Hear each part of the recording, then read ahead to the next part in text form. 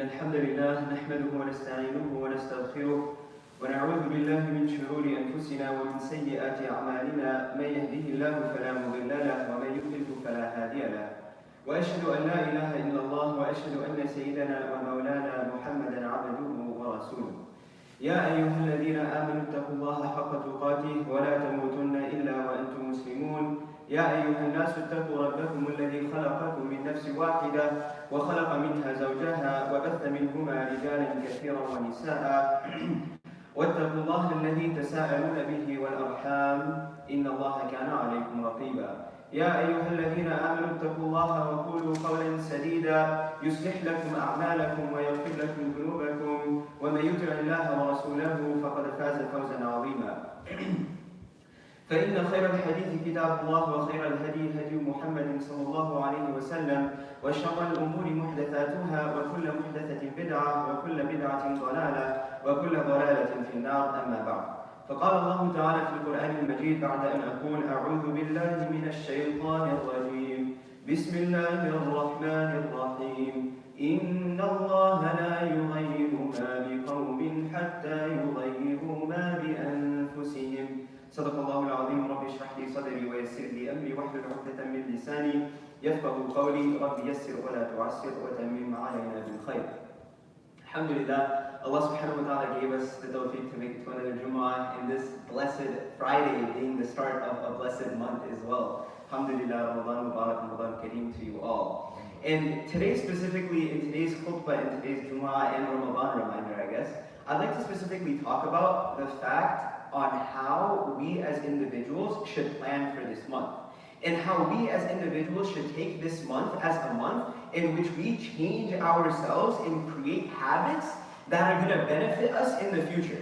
Because the reality of Ramadan is that as individuals, 90% of the year, we're oftentimes in a state of ghafla, we're oftentimes in a state of negligence, in a state in which we forget or kind of lose our dini element of our tradition, right? And which isn't necessarily problematic, but as Muslimun, we can't have that. So reminding ourselves constantly of Allah subhanahu wa ta'ala and of the deen is of utmost importance. Now the month of Ramadan comes around once a year, and this is the month in which we rejuvenate ourselves, and this month helps us and allows us to then continue for the next 11 months, so that we don't fall behind, because oftentimes in those months we do fall behind. And in this month, if you really think about it, it's a month in which you're quite literally fighting yourself. You're fighting your desires. You're fighting your own nafs, right? Literally going against your own body every single second that you want a drink of water and you say no to yourself. What are you doing? You're doing jihad al-nafs. You're fighting against your desire, your inner shahawat, your inner intents to get something, to attain something. And that in itself is such a huge sacrifice. So when a person's doing this, right, what's happening? What are they developing? They're developing their character, they're developing their discipline. And especially now, with this whole quarantine situation that's been going on for the past few weeks, we've already adopted this sense of discipline. We've already adopted this sense of holding ourselves back, because to be quite honest, we didn't have the option to do so. So when a person is forced to do something, they automatically become habitual in it. And this whole situation that, alhamdulillah, Allah subhanahu wa ta'ala gave us the tawfiq to be here and be alive and be protected and be safe, and He constantly is curing us, right? Allah subhanahu wa ta'ala kind of set us up for success, in the sense that we've already been training pre-Ramadan, that we've already been in this mindset of, how do I better myself? I have nothing else to do. I'm sitting at home all day and night. Can I do something productive? And with this month coming around, this blessed month in which we as Muslimun, as mu'minun, as people who submit to Allah subhanahu wa ta'ala, and as people who believe in Him, what are we going to do? What are changes that we're going to make in our lives? And the first step to always planning for success is to plan, right? If you want to reach a goal, you have to plan to reach that goal. You have to have somewhere to aim for. So setting goals and knowing where you're going to go and where you're going to end up is the number one most important thing. When a person decides to say that in Ramadan, this blessed month, I'm going to take this time, I don't have work, I don't have school, necessarily, whether it may be online, but it's more laxed for sure. I'm going to take this time to read an extra few pages of Quran. I'm going to take this time to start studying the translation of the Quran.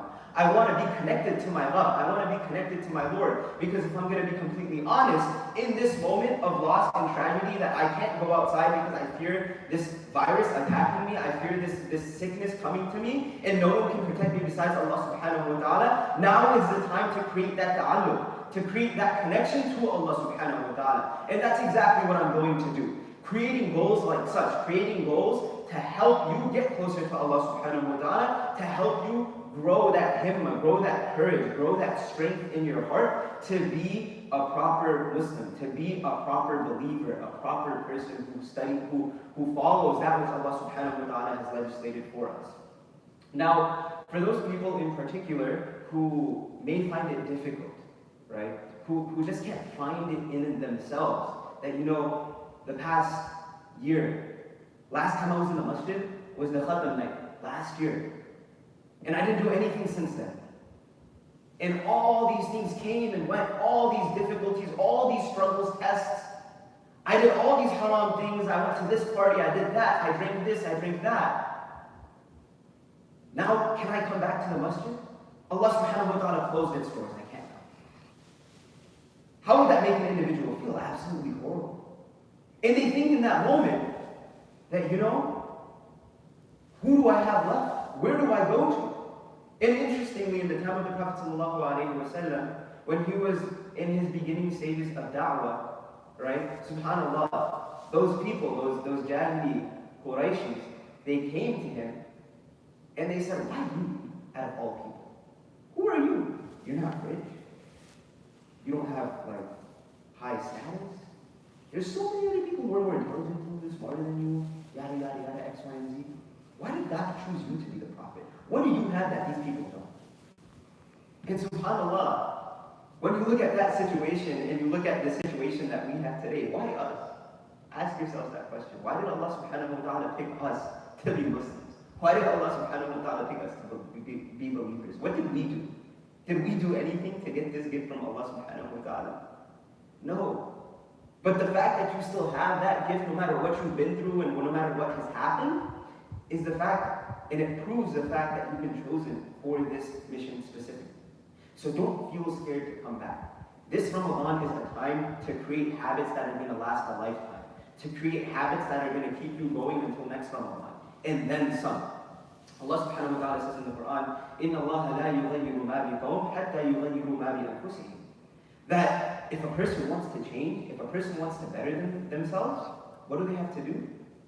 They have to take the first step. Allah subhanahu wa ta'ala is not going to do it for you. You have to put in the effort, and then Allah subhanahu wa ta'ala is going to help you.